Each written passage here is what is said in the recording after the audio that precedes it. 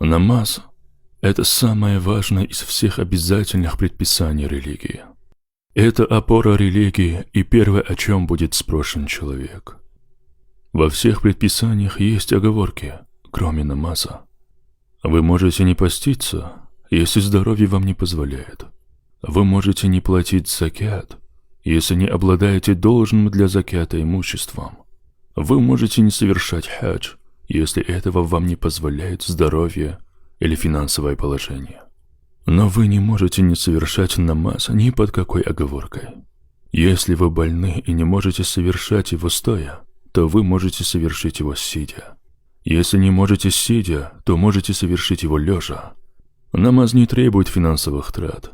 А что касается времени, то если вы не можете найти для него время, то как же вы находите его для еды, интернета, сериалов, фильмов, футбола и развлечения? Ведь намаз является духовной пищей и важнее всего вышеперечисленного. А те, которые все еще не совершают намаз, задумайтесь, спешите к намазу, спешите к успеху и спасению.